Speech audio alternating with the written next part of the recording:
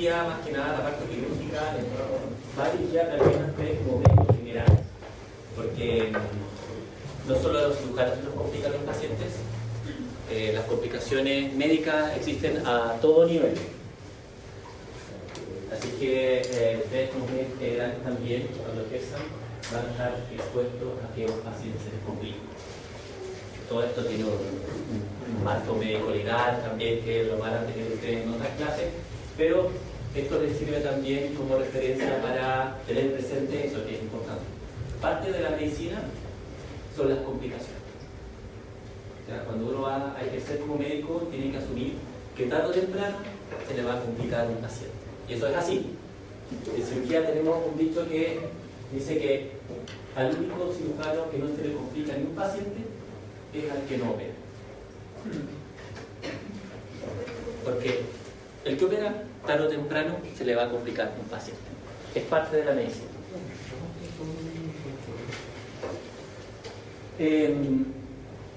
Entonces, esto se los quiero plantear, o sea, plasmar con esto. Someter a un paciente a una intervención quirúrgica implica necesariamente modificar su condición natural. Como les mencionaba, toda cirugía es invasiva. No existe la cirugía no invasiva. No existe la cirugía en que un paciente termine exactamente igual como estaba antes de operar. Eso no existe. Ninguna. No, la medicina no está avanzada hasta ahora como para eso, ¿ya? Y se expone a alteraciones temporales o permanentes con respecto a su estado de salud basal, ¿ya? Por lo tanto, todo procedimiento quirúrgico y buena parte de los procedimientos médicos, si es que no todos, tienen algún potencial de complicación. Ahora, lo importante como concepto, aparte de ustedes deben tener en cuenta eso y asumirlo cuando vayan a ejercer como médicos, es que la mayoría, si es que no todos, son prevenibles. Y por eso es importante conocerlos. Y finalmente le coloco esto, que es un poco más como de bioética, la relación médico-paciente acá es fundamental. Porque el paciente tiene que saber que si van a estar atendidos por ustedes, sean la especialidad que sean, o sean médicos también, tienen la posibilidad de complicarse. No existe acá el supermédico que no se le complica a los pacientes, que hace todo bien, que es perfecto, no. Eso está en las películas, si quieren, no sé, en algún cuento, pero en la realidad eso no existe. Y la relación médico-paciente va más allá de eso, es decir, va en la confianza que el paciente tiene en ustedes, va en cómo ustedes le explican las cosas, va en cómo ustedes tienen un feedback o una retroalimentación con ese paciente, ¿ya? Y eso también es súper importante.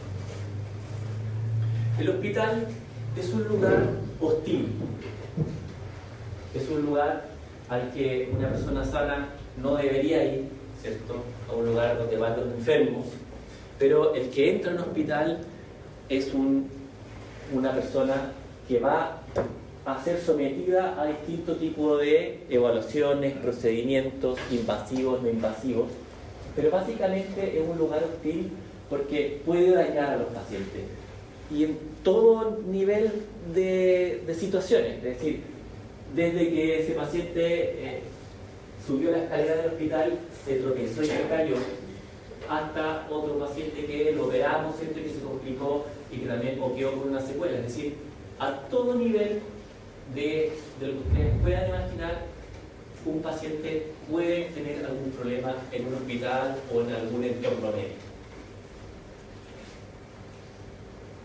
Y en el pabellón eso es donde es más evidente, ¿cierto?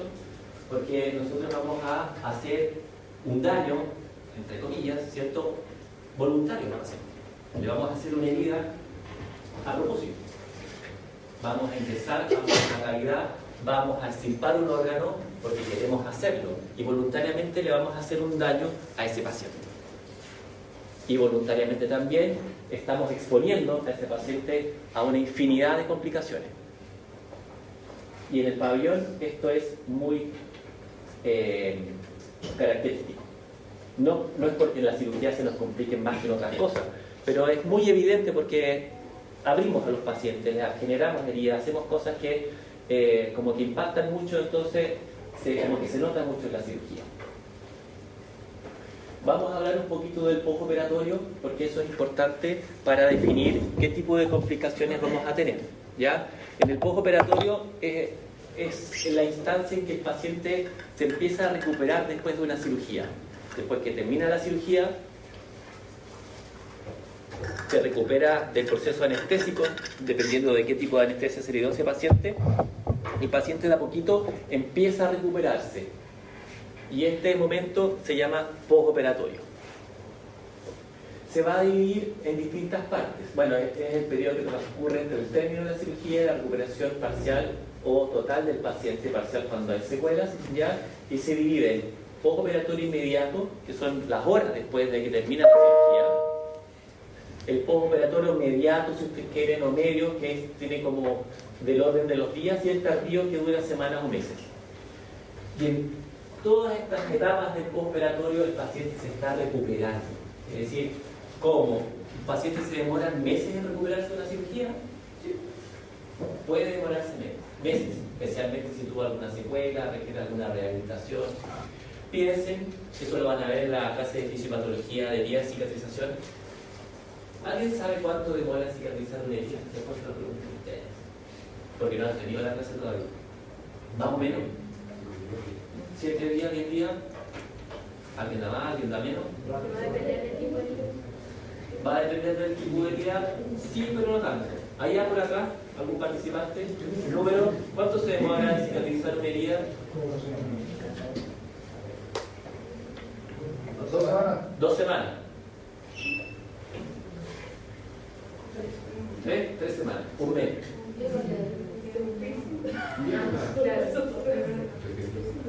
Bueno, igual estamos llegando a los meses, ¿cierto? 6 meses. Porque, por ejemplo, un perfil son como de 3 meses para 6 meses. De hecho, en teoría, una herida nunca termina de cicatrizar. Pero hasta que ya está prácticamente cicatrizada son 6 meses. Entonces, si yo hago una incisión, esa herida va a terminar de cicatrizar prácticamente por completo, en un 90-95%, después de 6 meses. ¿De acuerdo? Alguien dijo acá 1 semana, 2 semanas, sí. Eso es más o menos lo que demora la piel, por ejemplo, en permanecer junta después que yo la suturé. Y ahí es un tiempo razonable, por ejemplo, para sacar los puntos. Pero esa herida no está cicatrizada. Bien. El postoperatorio inmediato, como les expliqué, es el postoperatorio. Pero siempre es una cicatriz, o sea, nunca se tiene que cicatrizar aquí, solo que nunca va a ser como la piel, como era antes. No, porque el proceso de formación de fibroblastos y eso permanece en el tiempo igual. De hecho, por ejemplo, si tú expones al sol una cicatriz, se detiñe, ¿cierto? Y eso da cuenta de que el proceso de cicatrización persiste. Entonces, por eso la recomendación es que tú nunca expongas al sol, por ejemplo, una cicatriz. Porque incluso la expones meses después y se te va a teñir igual. El proceso de regeneración de fibroblastos casi se mantiene casi eternamente, pero no es así. El postoperatorio inmediato lo va a vivir el paciente generalmente en la recuperación o en la sala de recuperación post anestésica, ¿ya? No sé si más o menos, bueno, los que han pasado y han tenido la fortuna de ir a pabellón, probablemente se habrán dado cuenta que hay pasillos, ¿cierto? Hay lugares de circulación y además de los pabellones quirúrgicos hay una sala especial donde se llevan los pacientes justo después de que son operados. Y esa sala se llama recuperación de anestesia. Y en algunos casos en que la cirugía es muy compleja o el paciente está muy grave por distintas razones o tiene comorbilidad que hace especialmente susceptible a esa paciente de requerir cuidados especiales, puede estar entonces esa recuperación en una UPC. Una UPC es una unidad de cuidados críticos, que puede ser una UTI, una unidad de cuidados intermedios, o una UCI, una unidad de cuidados intensivos. En estas horas, justo después de la cirugía, lo importante es que el paciente recupere sus funciones vitales. buena parte de las cirugías que se hacen con cirugía general. En la cirugía general, el paciente queda absolutamente sometido al anestesista y se le alteran todas sus funciones vitales. De hecho, el paciente en una en una anestesia general se bloquea neuromuscularmente y todos sus músculos dejan de funcionar, incluido el diafragma. Por lo tanto, ese paciente requiere ser asistido desde el punto de vista ventilatorio y conectarlo al ventilador mecánico. Si no hacen eso, el paciente se muere. Y por supuesto, después que termina la cirugía, la idea es que el paciente vuelva a respirar, ¿cierto?, por sí solo, se recupere la función neuromotora de los músculos, incluido el diafragma, y empiece a respirar, por ejemplo, ¿cierto? Así como todas las alteraciones de la hemodinamia y de otros sistemas que se producen por efecto de la anestesia general o también por la cirugía en sí, tienen que empezar a recuperarse horas después de la cirugía. Y esto se hace en la recuperación de anestesia con la UPC. Es súper importante en esto entonces considerar el ABC. ¿Alguien sabe lo que es el ABC? ¿Alguien ha escuchado hablar del ABC de la reanimación? Sí. Eso, vía aérea, ¿cierto? Ventilación y circulación. Esto tiene que estar muy presente en estas primeras horas después de la cirugía, porque hay que estar atento a que este paciente recupere sus signos vitales, que empiece a mejorar su hemodinamia, que empiece a ventilar de manera espontánea, que haya un control adecuado del dolor y que finalmente el paciente esté en condiciones ya con sus funciones vitales recuperadas como para acceder a una sala de vigilancia con menos complejidad. En el postoperatorio inmediato, ya que hablamos de días, ya no de horas, el paciente lo más probable es que esto lo haga en una sala común de un hospital o incluso lo puede hacer en su casa. Acá los signos vitales ya están todos recuperados, por lo tanto el paciente puede estar con seguridad en una sala común o en su casa, pero el paciente recupera la homeostasis. ¿Qué quiere decir eso? O sea, una vez que ya el paciente ventila bien, que tiene su hemodinamia bien, que ya está con una vibresis adecuada, ¿cierto? El paciente operado no necesariamente va a poder realizar todas las funciones que hacía previamente, ¿cierto? Como, por ejemplo, ir a trabajar, o quizás vestirse solo, comer, ¿cierto? Empezar a comer de manera normal. Entonces, todas estas funciones de la vida normal, tanto de la alimentación como de la actividad física, tienen que recuperarse y se demoran en general entre días y meses en recuperarse, para que vuelva al paciente a lo más parecido, ojalá completamente a la normalidad. Se restablecen las funciones básicas, como les acabo de decir, y también acá es importante el tratamiento del dolor, porque en una cirugía el dolor no desaparece en horas, sino que generalmente se demora varios días o quizás algunos meses en desaparecer. Y para esto ocupamos analgésicos y otras cosas. Y finalmente, en el postoperatorio tardío, hablo de semanas o meses, generalmente esto lo hace el paciente en casa. Hay algunos casos en que esto debe hacerse en el hospital. Y acá es importante lo que yo les decía, la cicatrización, el cuidado de la herida operatoria y también el restablecimiento de las actividades habituales junto con la rehabilitación en el caso que sea necesario. No todas las cirugías van a requerir una rehabilitación, pero las que sí, es en este postoperatorio tardío en las que se realizan. Vamos a ver entonces las complicaciones que pueden haber en este postoperatorio, es decir, después de la cirugía. Primero, antes de eso, quiero intentar definir qué es una complicación. ¿Alguien se imagina más o menos? Yo sé que tiene los apuntes ahí, etcétera. Pero, por ejemplo, ¿cuál es la diferencia entre una complicación y una secuela? ¿Es lo mismo? ¿Son cosas diferentes? ¿Sí? ¿La complicación podría no estar como planeado? Ya, sí tiene que ver con que hay algo inesperado, ¿cierto? ¿Sí? que la complicación es como algo más inmediato, por decirlo de alguna forma, y también reversible, o un poco más reversible que una secuela. La diferencia entre secuelas, claro, sí, básicamente la diferencia fundamental es que la secuela no necesariamente es por una complicación. La secuela puede ser una cicatriz. La cicatriz es una secuela, ¿cierto? Hay secuelas de mayor o menor medida, ¿cierto? Pero en el fondo la secuela no necesariamente quiere decir que hubo una complicación, porque muchas veces la gente la asocia. Este paciente quedó secuelado, ¿cierto? Después que lo verán, se verá complicado. Mentira. Una secuela puede ser un efecto esperado, desafortunadamente, pero de una operación. ¿De acuerdo? Y es difícil, es súper difícil definir una complicación. De hecho, hasta el día de hoy se discute. Yo les pongo esta definición que me pareció una quizás de las más sencillas y más adecuadas.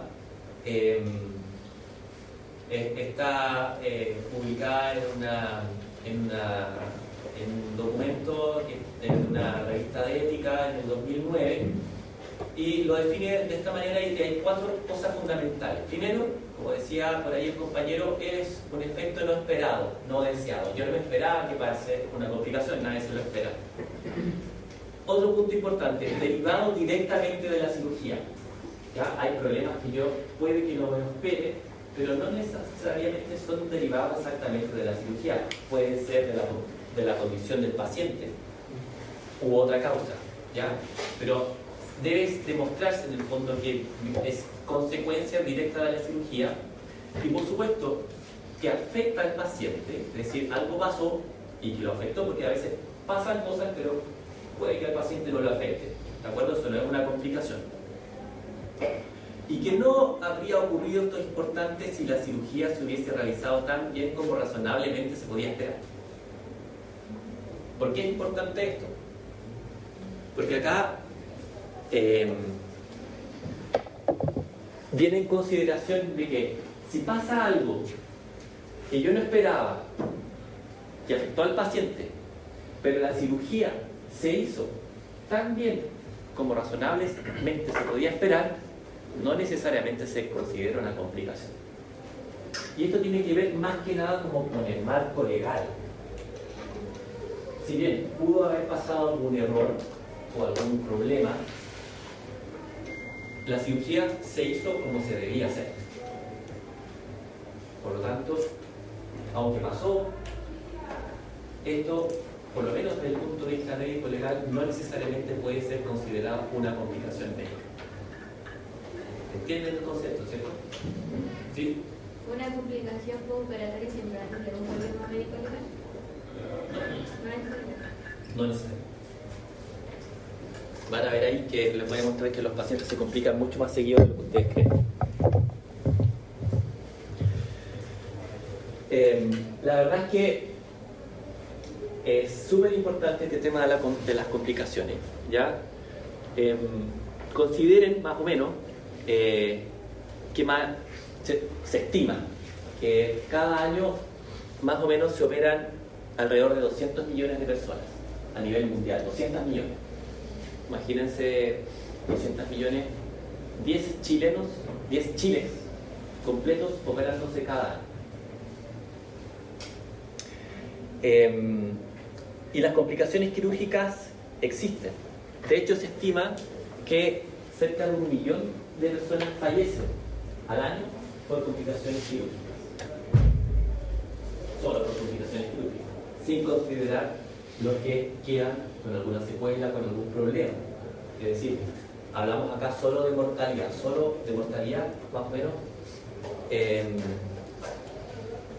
más o menos 1 millón de personas a nivel mundial se mueren, ¿ya? Y se mueren por complicaciones quirúrgicas. Acá les marqué las cositas, ¿cierto? Las complicaciones postoperatorias se estiman que van desde el 6 al 40%. Ustedes se preguntarán por qué tanta variación, ¿cierto? ¿Por qué algunos se complican solo un 6% y otros 40%? Depende de 2 cosas fundamentalmente. Uno, de cómo yo defino complicación quirúrgica. Y también depende de qué tipo de cirugía voy a hacer. Hay unas que se complican más que otras, desafortunadamente, y es así. Y la mortalidad por complicaciones quirúrgicas va más o menos como del 1,08 al 6%. ¿Ya? De ahí la cantidad de personas que fallecen a nivel anual por ser sometidos a una operación. Hay distintos tipos de clasificaciones de complicaciones quirúrgicas. Por ejemplo, les presento acá la de la de Clavier-Lindo. Esta es la versión del 2004 que está revisada y divide a las complicaciones quirúrgicas en 5 grados, desde el grado 1, que es la más leve, digamos, si ustedes quieren, ¿ya? Hasta el grado 5, que es la muerte del paciente.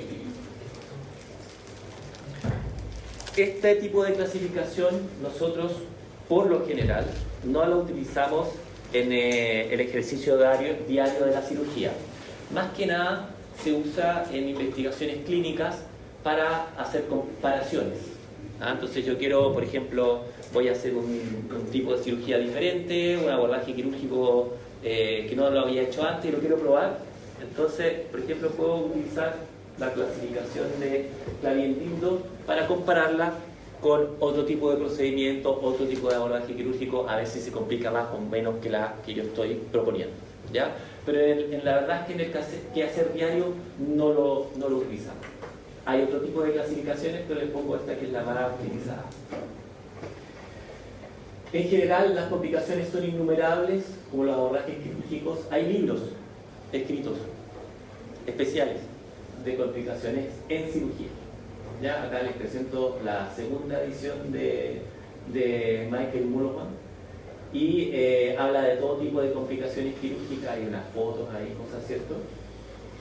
Y en la investigación que hay en complicaciones quirúrgicas ha ido en aumento hasta el día de hoy. Fíjense acá, esto es de PubMed, desde el año 45 hasta el 2023, que es la fotito que yo saqué, ¿cierto? Fíjense cómo aumenta el número de publicaciones que hay con respecto a complicaciones quirúrgicas cada año, y cada año son más.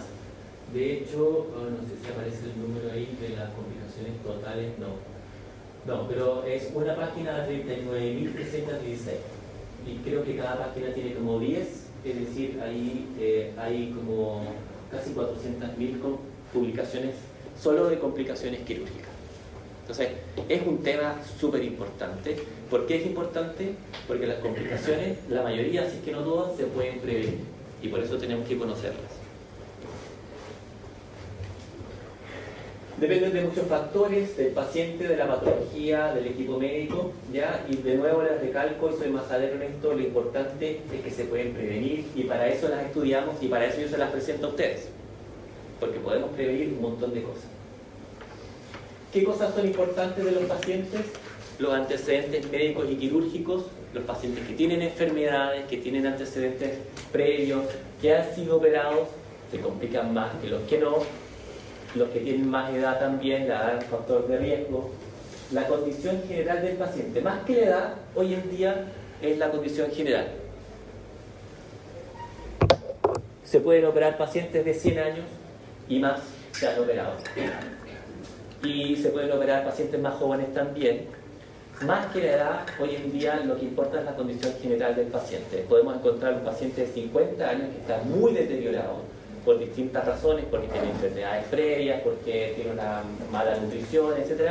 Y podemos encontrar pacientes de 80, 90 años en excelentes condiciones generales, que se alimentan bien, que hacen deporte, y que ese paciente de 90 años se va a complicar menos que el de 50, que está en peores condiciones generales. Por supuesto que va a depender de la patología quirúrgica que yo voy a operar, que esto tiene que ver con la magnitud, es decir, qué tan compleja va a ser la cirugía que yo voy a realizar, y también de la complejidad técnica propiamente tal. Otro factor importante es la urgencia. Está demostrado que operar en contexto de una urgencia es tan complicado, o los pacientes se complican más, que operarse de manera electiva. El ejemplo clásico es la colecistectomía. ¿Alguno de aquí está operado en la colecistectomía? ¿Sí? ¿Y fue por cólico biliar o fue por allá? No, porque tenía un cólico. ¿Un pólipo? Ah, un pólipo. Pero te lo pillaron así nomás. ¿Sí? ¿O presentaste dolor? No. Es que mi hija ahora se murió de causa de la vesícula. Ah, perfecto. Tenías el antecedente familiar. Bueno, la mayoría de las colicistectomías, como en el caso de Rayet, se hacen de manera electiva. Y de hecho es la cirugía que más se realiza en este país y en varios países del mundo. Y es mucho más seguro realizarla de manera electiva. ¿Por qué?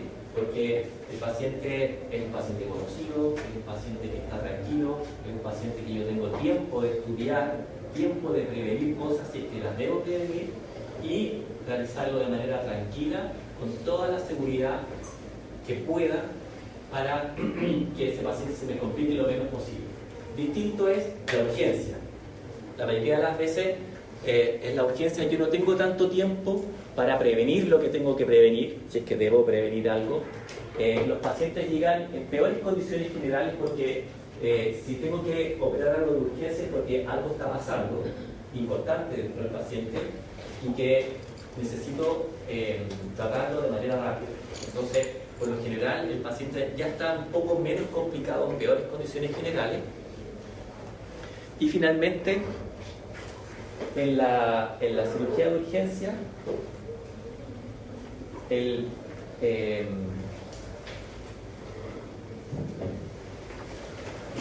postoperatorio también es un poquito más complejo, ¿ya? Por lo mismo, porque muchas veces tengo que utilizar anestesias especiales, tengo que utilizar abordajes quirúrgicos diferentes, etc. Entonces, y técnicamente también puede haber desafíos diferentes o más complejos que en una cirugía electiva. Así que operarse de urgencia se complica más. ¿Y de qué va a depender de cuánto se me vayan a complicar los pacientes? Hay algunos factores pronósticos. Primero, el equipo médico quirúrgico. Bueno, vimos, ¿cierto? Perdón, el paciente, la patología quirúrgica y finalmente el equipo médico quirúrgico. Y esto es así. Desafortunadamente, no da lo mismo dónde operarse, ni con quién. Va a depender de los recursos. Lugares donde haya más recursos, probablemente tenga mejor capacidad de prevenir cosas o de realizar técnicas quirúrgicas que son un poquito más seguras que otras. Por supuesto que depende de la experiencia, tanto del lugar, del personal médico y no médico que está asociado a un pabellón y de cometer errores. Si bien los errores son una parte intrínseca del quehacer médico, todos ustedes los van a cometer en algún momento. Se pueden equivocar, como todos humanos. En general, los errores se cometen más en aquellos equipos o aquellos lugares que tienen menos experiencias o no están tan bien entrenados. Y acá el entrenamiento en cirugía es súper importante. Y cómo se haga. Bueno, y para terminar, chicos, les voy a presentar cuáles son las complicaciones postoperatorias más frecuentes. No todas, porque hay cientos, literalmente cientos. Así que solo me voy a referir a algunas que son las más importantes. Las complicaciones más frecuentes son las respiratorias. Esto tiene que ver con varios factores y pueden estar asociadas con la mortalidad postoperatoria hasta en un 50%. Son las más frecuentes y imagínense, hasta la mitad de los pacientes que se mueren pueden ser por causas respiratorias. Por suerte, suelen presentarse de manera precoz, ¿vale? Y tienen relación con el paciente, si tiene alguna comorbilidad, su estado general, por ejemplo, la obesidad del paciente, el tipo de anestesia que le doy, según la posición, el tipo, drogas, la necesidad de cateterización y, por supuesto, la cirugía. Las cirugías abdominales y las cirugías torácicas, por supuesto, son las que más se complican desde el punto de vista respiratorio. Las torácicas es obvio, ¿cierto? Puede ser una toracotomía, etcétera. Después el paciente queda con tubo. Es súper difícil que se recupere ese pulmón o lo que quede del pulmón, y probablemente ese paciente es muy probable, que se me complique de alguna cosa respiratoria. ¿Pero por qué el abdomen? ¿Por qué se me van a complicar? ¿Por qué se me van a complicar más los pacientes que opero en el abdomen? La exposición, presentación Por el diafragma. Muy bien. Es por el diafragma. ¿Pero por qué por el diafragma? Yo no lo voy a tocar. No toqué el diafragma. por la anestesia. O la inervación, tampoco toqué la inervación del diafragma. Viene del frénico que está por arriba por el tórax. Por la anestesia. ¿Ya? ¿Cómo es eso de la anestesia? Fisiología cardiovascular. Pero eso es para todo tipo de cirugía. Puede ser abdomen, tórax, cuello. Pero se me complican más los que opero de tórax y de abdomen. ¿Por la irrigación? No, Va a tener menos espacio para bajar. por ahí. Tiene que ver cómo se mueve el diafragma. ¿Y por qué? Porque el diafragma cada vez que inspiro baja y aprieta el abdomen. Y si estoy operado, ¿qué pasa si me aprietan el abdomen? Duele, ¿cierto? Entonces uno hipoventila de manera natural. ¿Por qué duele? Básicamente por eso. Entonces por eso es muy complicado. Por eso que la analgesia y los cuidados postoperatorios acá son súper importantes para la recuperación.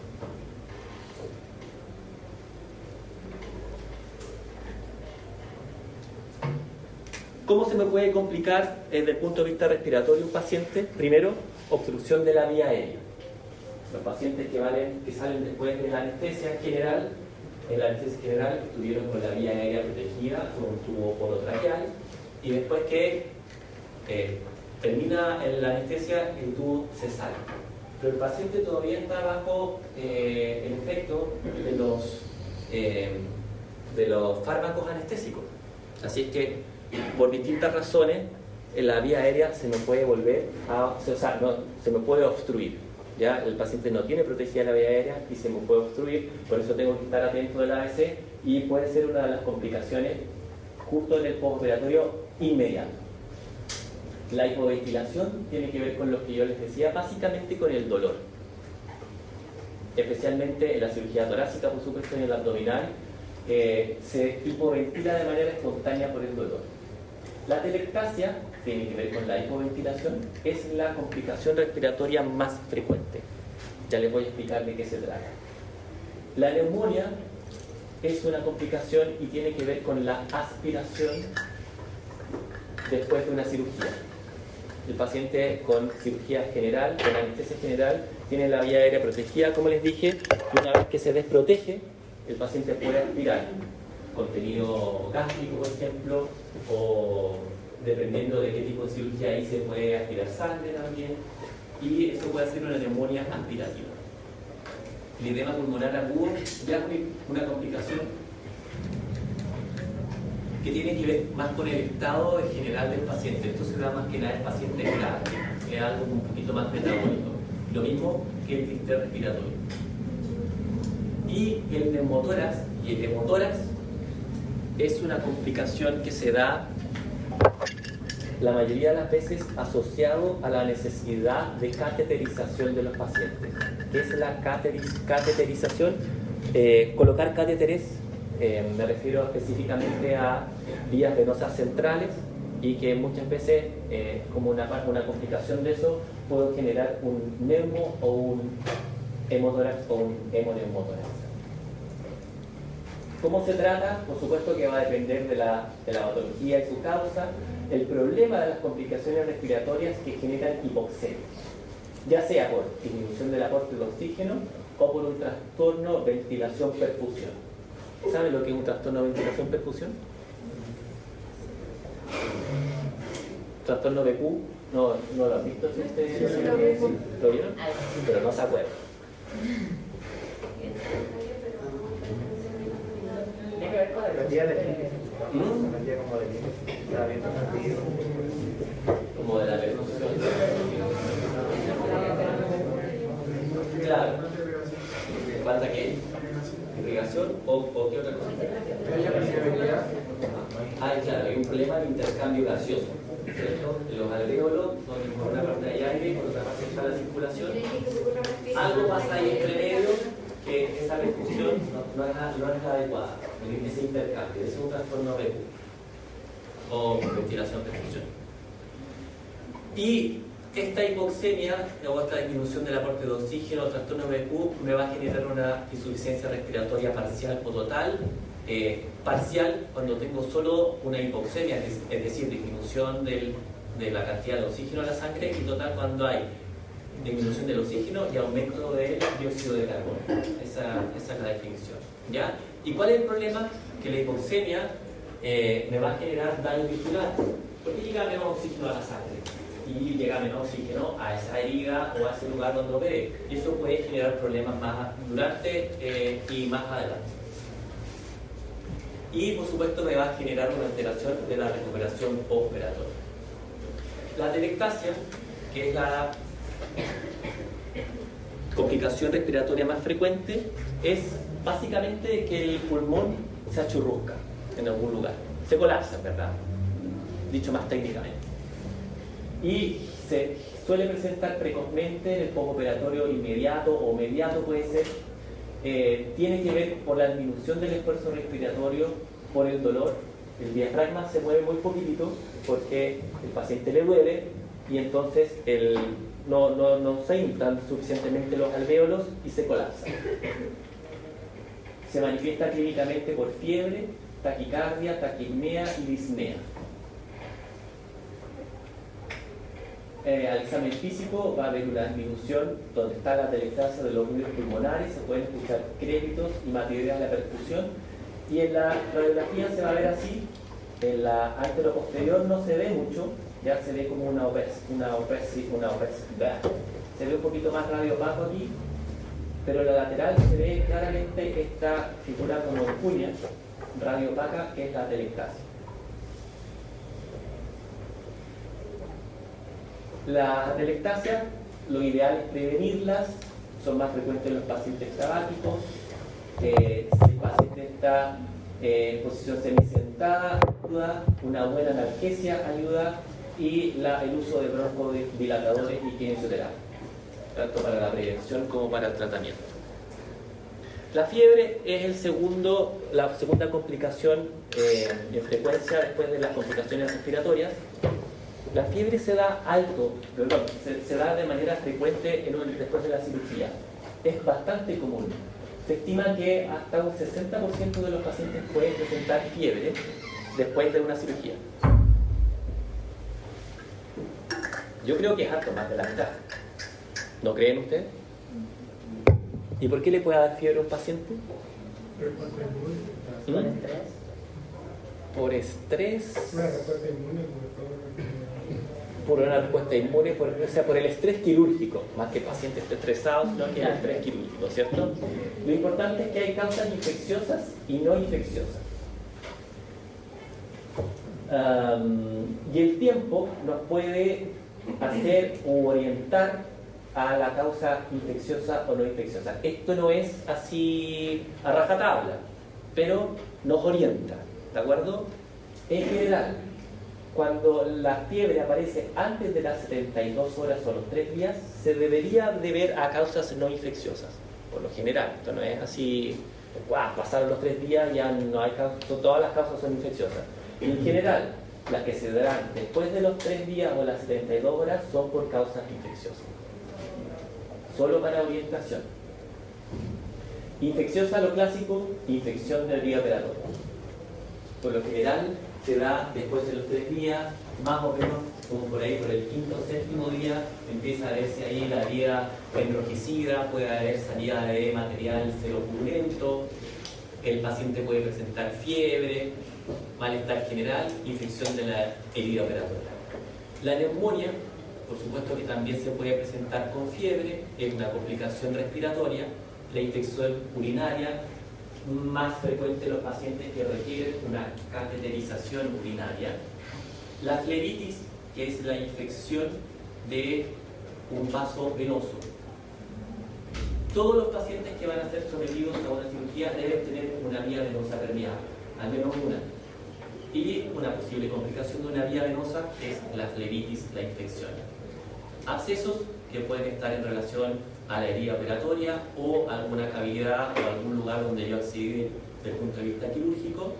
La peritonitis postoperatoria, que se da como complicación después que alguna víscera hueca se perforó y drenó su contenido a la cavidad peritoneal. Faringitis y sinusitis, esto es menos común, pero puede darse, está más que nada relacionado con el tipo de operación y con la intubación oro-nasotraqueal. Y la infección del catéter venoso central. Los catéteres venosos centrales se pueden infectar también y se dan pacientes que son un poquito más de cuidado. Y no infecciosas tenemos un montón. Ya les mencioné una, la atelectasia. La atelectasia no es una neumonía, es el colapso del pulmón y se puede manifestar con fiebre, además de la apnea, la taquipnea, la taquicardia. La tromboflebitis, que es la trombosis e inflamación de un vaso venoso, también puede manifestarse con fiebre. Así también como, no sé si depende más tarde, la trombosis venosa profunda. En aquellos pacientes en que yo requiera transfundirlo, parte de una reacción o un efecto adverso de la transfusión puede ser la fiebre. Hay algunas drogas que también pueden generar fiebre. La deshidratación incluso puede ser manifestación de fiebre, y el trauma encefalocraneal. ¿Alguien levantó la mano? ¿No? Así como el tromboembolismo pulmonar, la trombosis venosa, la tromboflebitis, la trombosis venosa profunda y el tromboembolismo pulmonar, todo lo que tiene que ver con trombos, ¿verdad? Fiebre. El hematoma también cuando es de importante cuantía. Todas son causas no infecciosas, fíjense, y todas se pueden dar en relación a la cirugía. Bueno, ¿cómo vamos a tratar la fiebre? Por supuesto que tenemos que tratar la causa, pero además se recomienda el uso de antipiréticos. Esto se hace con antiinflamatorios no esteroidales. El más utilizado es el paracetamol, pero también se pueden utilizar otros como el ketoprofeno, el ketorolaco, etc. Complicaciones de la herida operatoria. Les voy a mencionar 4, que son el seroma, la infección, la dehiscencia y el hematoma. Son diferentes y se tratan de manera diferente. Bueno, y al final las alteraciones a la cicatrización, que si bien la verdad es que como que no deberían estar puestas acá porque no es una complicación necesariamente, pero igual se las voy a mencionar. ¿Qué es un seroma? Un seroma es la acumulación de líquido no infectado y que no sea sangre, es líquido, seroso por lo general, en alguna cavidad que generalmente ¿cierto? Tiene relación con la herida operatoria, con la incisión. Acá les muestro un monito, ¿cierto? Esto, la mayoría de las veces, y que no todas, está en el tejido subcutáneo. Es como grasa liquefacta, ¿ya? Serosa y líquido linfático subcutáneo. Hay lugares en que hay más riesgo de generar seroma, donde hay más grasita, por ejemplo, o donde hay más vasos linfáticos. Esto se da, por ejemplo, con bastante frecuencia, si es que no en el 100% de los casos, en las cirugías de mama, cuando hay linfadenectomía axilar. Ahí está, hay alta grasita y está lleno de vasos linfáticos. Entonces, casi, yo diría que el 100% de las linfadenectomías axilares generan un seroma. Pero seromas pueden generarse en cualquier herida operatoria. ¿Cómo se manifiesta? Hay un aumento de volumen, sensación de presión, incluso dolor del paciente, y de manera espontánea puede drenar, o si uno la drena con alguna aguja, alguna jeringa, sale líquido claro. Esto es importante porque lo diferencia de un absceso cuando hay líquido purulento y es una infección de la herida operatoria. Se trata drenando simplemente el líquido por punción o apertura de la vía operatoria. O a veces también, si el paciente lo tolera, esto finalmente se reabsorbe, puede demorarse días o meses, pero se va a reabsorber de manera espontánea. La infección es una complicación operatoria bastante importante, no solo desde el punto de vista de la complicación propiamente tal, sino que además es referente de la calidad de atención en los hospitales públicos, en los hospitales en general. ¿Ya? Van a tener la clase con la enfermera Cintia Yáñez, ella te va a hablar un poquito de esto, de las infecciones asociadas a atención de salud.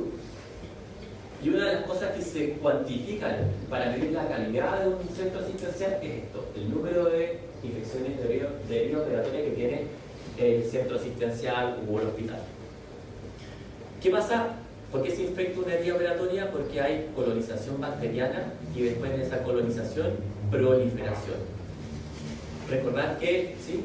Consulta, un seroma se diferenciaba del absceso, entonces para eso se extraía líquido y se observaba el líquido. Claro, en un seroma es solo líquido, pero no está infectado, eso es lo importante.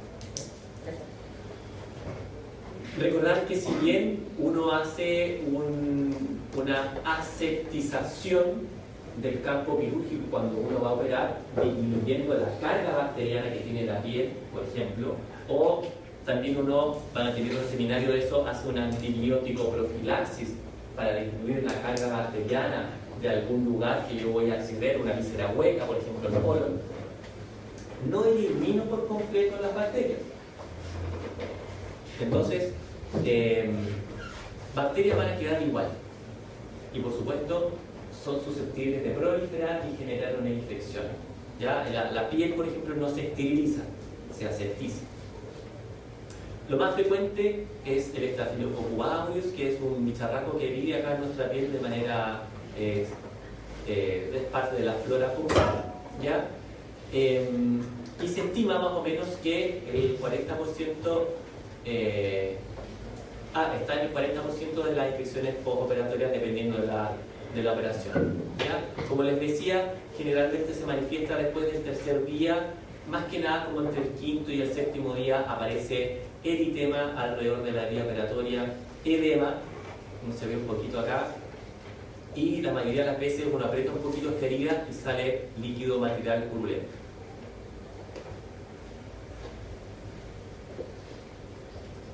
Esto lo van a ver también en el seminario de la antibiótico profilaxis. Hay una clasificación de la vía operatoria. ¿De qué me sirve esto? La divido en limpia, contaminada y sucia. Me sirve para pronosticar la probabilidad de que esta herida se me infecte. Y según eso, como yo sé que hay una probabilidad de que se me complique con una infección, puedo hacer cosas para poder prevenirlo, ¿ya? Y acá están los criterios, ¿cierto?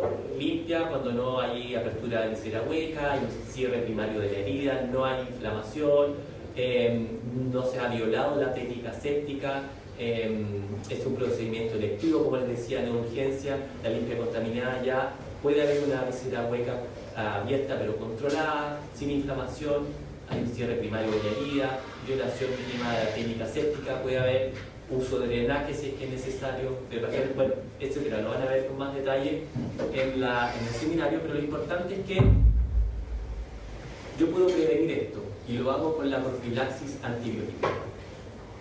No todas las cirugías necesitan profilaxis antibiótica, porque no todas las cirugías van a tener la misma probabilidad de infectarse, y las que tienen muy bajita no es necesario. Pero algunas sí las van a necesitar y va a depender de según el tipo de herida, como les acabo de clasificar, ¿ya?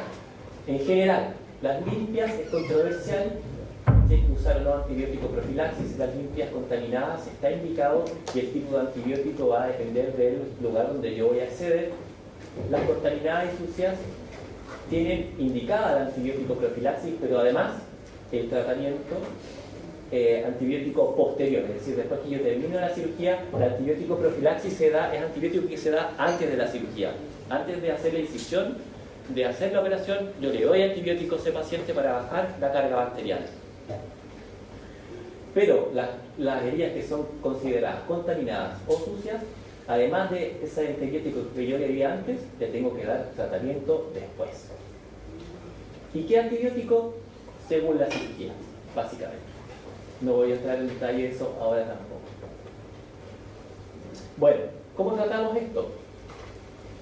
Lo más importante es el aseo y la curación de la herida operatoria. Más que el antibiótico, tengo que, primero, darme cuenta que hay una infección de esa herida y después curarla y asearla. Echarle agüita, limpiarla, retirar los tejidos que estén desvitalizados.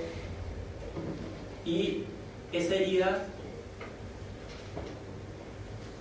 que está infectada se va a tener que abrir, porque para poder hacerle curación y hacerle un aseo adecuado, la voy a tener que abrir parcial o totalmente. Y esa herida después va a tener que cerrar por segunda intención. Primera intención es cuando yo la suturo, y segunda intención es cuando la dejo abierta y cierra solita. Esa es la segunda intención. Cierre por primera intención, cierre por segunda intención. Y el uso de antibiótico no es de rutina. Lo más importante, les recalco, aseo y curación. Y qué tipo de antibiótico ocupo va a depender de el tipo de cirugía que hice. Y según la magnitud de la repercusión que tenga la infección de la herida operatoria, es decir, si hay celulitis, si hay respuesta inflamatoria asociada, si hay fiebre, etc. Y el cultivo, utilizarlo es controversial porque hay contaminación. Dehiscencia. ¿Qué es la dehiscencia? Es la apertura espontánea de la herida operatoria después de la cirugía. La mayoría, no todas, en la mayoría de las cirugías yo voy a hacer un cierre primario de la herida operatoria. Y a veces puede pasar que después de hacer este cierre primario, la herida se abra. Cuando se abre se dice que hubo o se produjo una dehiscencia de la herida operatoria. Suele presentarse de manera más tardía, el séptimo y décimo día después del día operatorio, ¿ya? Del postoperatorio. Y en cirugía abdominal incluso puede haber salida de disposición de vísceras, ¿ya? O sea, es decir, esta dehiscencia puede ser solo de la piel tejido subcutáneo, pero también se puede abrir la aponeurosis y el peritoneo, y en ese caso se produce una evisceración. Eso puede pasar. Hay factores relacionados con la dehiscencia de la herida operatoria, tiene que ver la edad, la nutrición, la comorbilidad, obesidad, sífilis, tabaco, hay un montón de cosas. Y también tiene que ver con particularidades de la herida. Un seroma puede generar una dehiscencia de la herida operatoria, así como una hemorragia o un hematoma. La infección, casi por definición, va a generar una dehiscencia de la herida operatoria, ya sea de manera espontánea o obligada para hacer una buena curación, y también de la técnica quirúrgica. ¿Cómo tratamos esto? Bueno, la verdad es que depende del caso, pero en algunos puedo hacer un tratamiento conservador, cierre por segunda intención, o básicamente eso, o algún cierre, ¿cómo se llama?, parcial, o también es posible que tenga que llevar de nuevo a ese paciente a pabellón y volver a cerrar la herida operatoria. En el caso en que la dehiscencia de sutura me compromete la aponeurosis, en el caso del abdomen básicamente, y la aponeurosis no cierra después, eso va a generar una hernia. Se llama hernia incisional, porque se generó después de una incisión quirúrgica. La trombosis venosa profunda es una de las complicaciones, y una de las complicaciones que se pueden prevenir. Van a tener un seminario de esto, ¿ya? ¿Por qué es importante? Porque la cirugía es uno de los principales factores de riesgo para una trombosis venosa profunda. Las trombosis venosa profunda se pueden dar de manera espontánea, ¿sí? ¿Cuándo se da la trombosis venosa profunda? ¿Alguien que me diga algún factor de riesgo o alguna situación en que se puede dar una TDP pero que no sea una cirugía? Los camioneros, a los camioneros que andan mucho rato sentados. Ya, pero Por eso, ¿qué tiene que ver un camionero? ¿no? La inmovilidad, ¿cierto? El no caminar, en verdad. Porque la manera de cómo circula la sangre venosa de nuestras extremidades inferiores hacia la aurícula derecha es por los músculos. Porque las venas, bueno, tienen un grado de contractibilidad mínimo, pero lo que realmente genera la circulación es la contracción muscular de las extremidades inferiores. ¿Eso cómo se da? Las venas tienen unas valvulitas. Entonces, cuando uno las aprieta, la sangre, las válvulas hacen que la sangre suba y no baja. ¿Ya? Entonces, la contracción de las extremidades inferiores, de los músculos de las extremidades inferiores, es la que bombea, por decirlo así, la sangre venosa hacia el corazón. Y si yo no los muevo, esa sangre se deja de mover. Y si no los muevo durante mucho tiempo, esa sangre que queda sin moverse ahí se puede coagular. Y se genera la trombosis venosa profunda. ¿Y qué pasa en la cirugía? El paciente está inmóvil. No solo está inmóvil, está bloqueado neuromuscularmente en una anestesia general. Eso es peor que estar inmóvil. ¿Por qué? ¿Alguien sabe por qué? ¿Cuál es la diferencia? Pierde el tono. Exacto, pierde el tono, porque cuando uno está inmóvil, a pesar de que está inmóvil, el músculo tiene un tono muscular, está un poquito contraído todavía. Pero cuando uno se bloquea neuromuscularmente, el músculo queda completamente flácido. Entonces, prácticamente no hay circulación de retorno venoso. Pues es muy baja. De hecho, los pacientes se hipotensan, etc. Porque baja la circulación venosa. Así que, y esto tiene que ver con la tríada de Virchow. La tríada de Virchow tiene 3 patas: la éstasis venosa, la hipercoagulabilidad y el daño endotelial. Y el principal factor de riesgo para trombosis venosa en la cirugía es la estasia venosa, que nosotros la tenemos que asumir porque es la manera que tenemos de operar a los pacientes. Es así. Y también hay un poquito de daño endotelial. Esto tiene que ver, ¿cierto? Porque tenemos que, muchas veces, especialmente en la cirugía vascular, por ejemplo, tenemos que estar ahí, ¿cierto? Abriendo vasos, suturando vasos, y eso genera un daño endotelial. Y también hay un poquito de hipercoagulabilidad, porque tiene que ver más que nada como con la inflamación o el estrés quirúrgico de la cirugía. Entonces, hay un poquito de las tres, pero por sobre todo, éstasis venosa. Y esta es la principal causa de por qué en la cirugía se nos puede presentar con mucha mayor frecuencia una TBT. Y por supuesto que pueden haber factores del paciente que pueden aumentar esto. Por ejemplo, como aquí dijo el compañero, el embarazo. Es decir, el trabajo, ¿cierto? Operar a una paciente embarazada, desafortunadamente más riesgo de TBT que una mujer que no lo esté. Y por eso podemos hacer, entonces, según todas estas cosas, una categorización de riesgo. Es decir, hay personas que tienen más riesgo de hacer una TBT que otras. Y según esa categorización de riesgo, yo voy a hacer entonces prevención de la trombosis venosa profunda. Es decir, sé que se me pueden complicar así y hago algo al respecto. Prevento. Y para eso está la tromboprofilaxis. ¿Quién hace la tromboprofilaxis, Martín? ¿Ustedes hacen tromboprofilaxis? Ah, no, voy a hacer la sutura. No, seminario. Sí.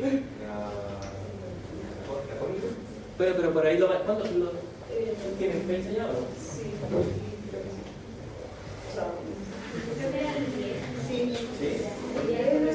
Bueno, ahí van a ver con detalle esto, yo se los nombro acá, pero no los quiero detallar tanto.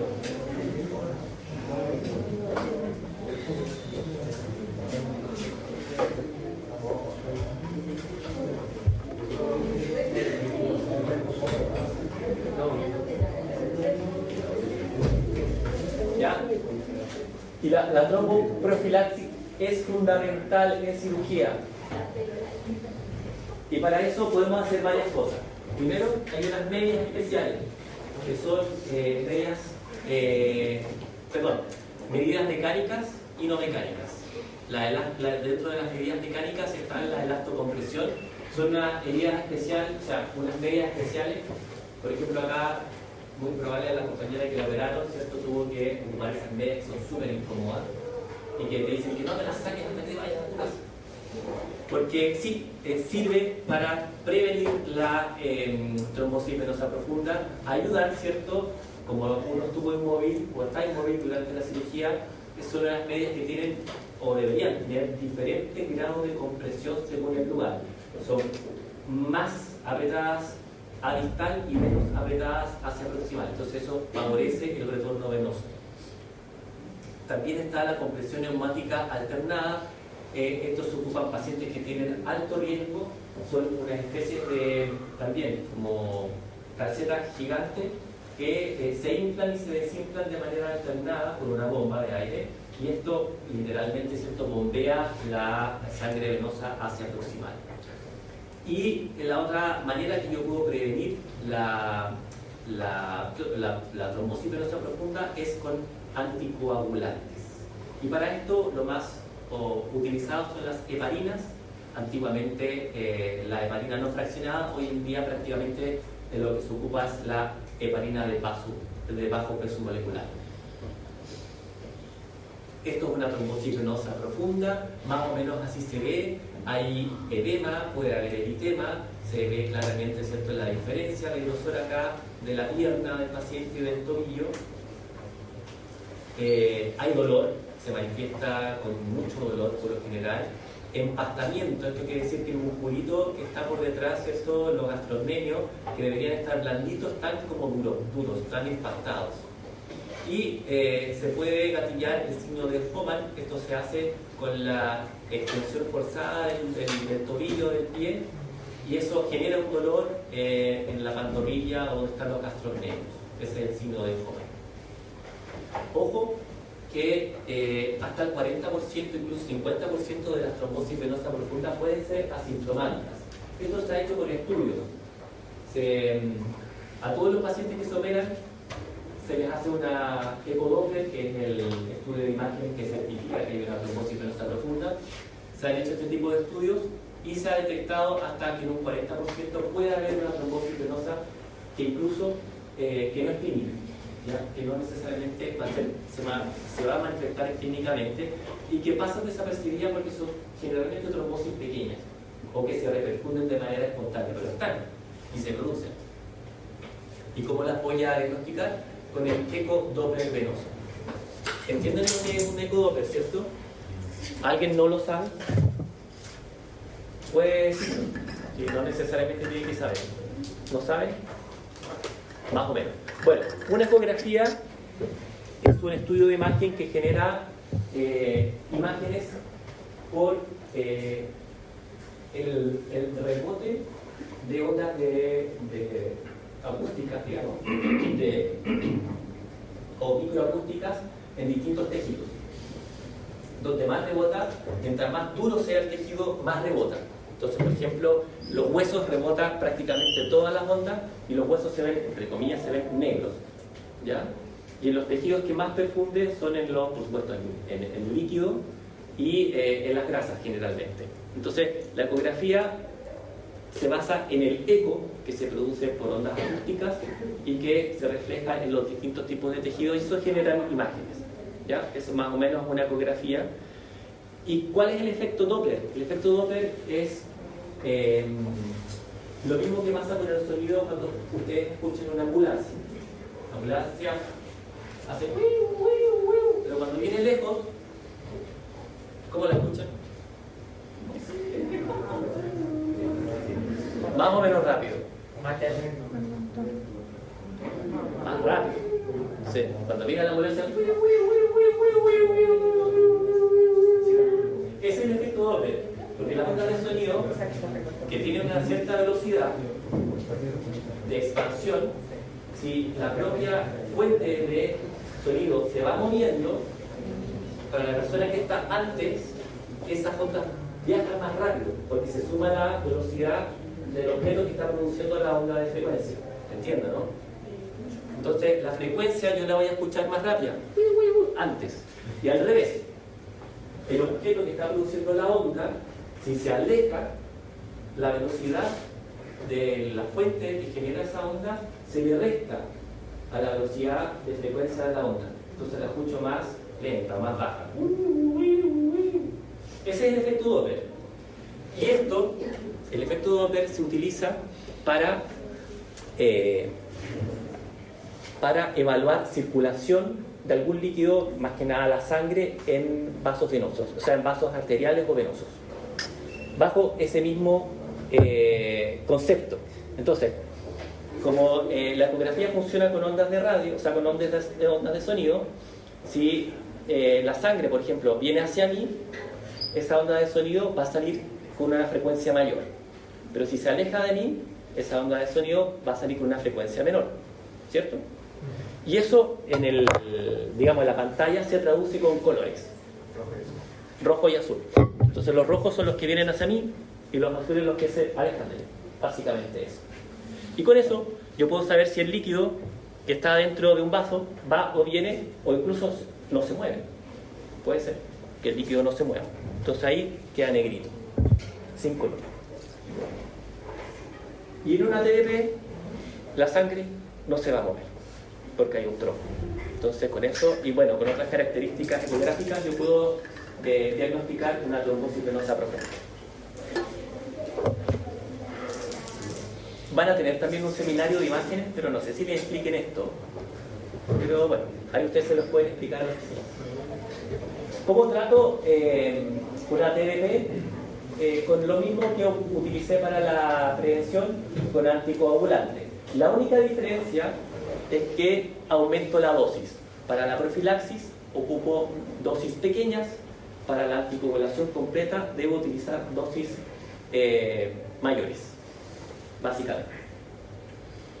Y esto ¿y por qué es tan importante esto de la trombosis venosa profunda? Porque en verdad lo que yo más quiero prevenir, más que la TBP sí, de acuerdo, duele, qué sé yo, etcétera, es una lata, es una complicación, sí, se puede tratar, sí, es el tromboembolismo pulmonar. Esta es la complicación más grave desde el punto de vista trombótico, si ustedes quieren decir. ¿Por qué? Porque la TBP es poco probable que tenga mortalidad, pero el TEP sí. Un paciente se puede morir con un tromboembolismo pulmonar. Y no solo se puede morir, sino que se puede complicar de manera importante, puede requerir cuidado en una unidad de paciente crítico, por ejemplo. Entonces, esto es finalmente lo que yo quiero prevenir. Y hasta el 50% de las TBP puede tener asociado un tromboembolismo pulmonar.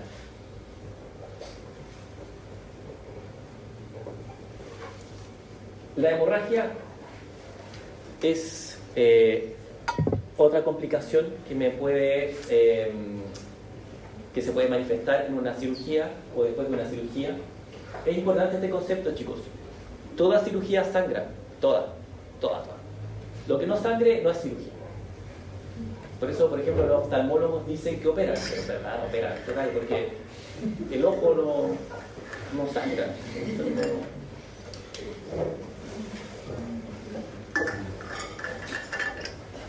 Pero toda cirugía sangra, y es normal que sangre, porque los tejidos están perfundidos, entonces tienen que sangrar. Y si yo le paso un bisturí, sangra. Incluso aunque le pase el electrobisturí, va a sangrar. Entonces todo sangra. Y eso es algo esperado, seguro. Y si es esperado que pase, no es una complicación. El problema es cuando yo esperaba que sangrara poco y sangró mucho. Eso ya es una complicación, ¿ya? Y esas son las hemorragias. Hay factores para generar hemorragia, por supuesto, hay factores quirúrgicos, depende de la magnitud de la cirugía, de la complejidad técnica, del tipo de cirugía. Por supuesto, si voy a hacer una cirugía vascular, voy a estar operando vasos sanguíneos, es más probable que sangren que si voy a hacer una cirugía abdominal, donde no estoy operando vasos sanguíneos propiamente tal. De la hemostasia, que tiene que ver con factores del paciente como de la cirugía. Hay factores médicos también, ¿cierto? Que puede haber trastornos de la coagulación, de las plaquetas, algunos fármacos pueden también alterar estas cosas. Y se va a manifestar, puede ser como aumento de volumen o literalmente con la salida de sangre a través de la herida o drenaje psiquiológico, lo que era una cirugía. Desde el punto de vista como hemodinámico, puede manifestarse como taquicardia, hipotensión, incluso shock si la hemorragia es importante.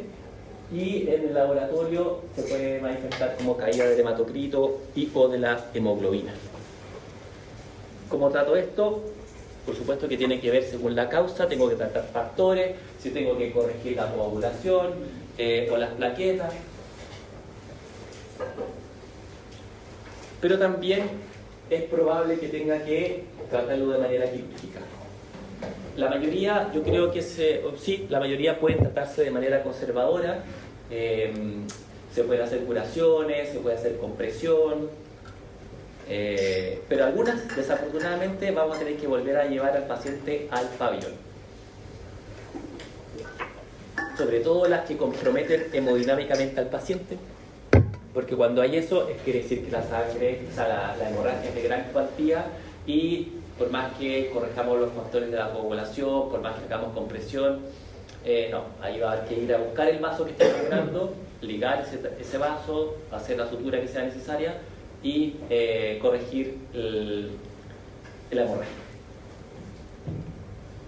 Y con esto termino, chicos. Complicaciones cardiovasculares, la más frecuente, el infarto agudo miocardio. ¿Por qué pasa esto? Porque la cirugía es un estrés terrible.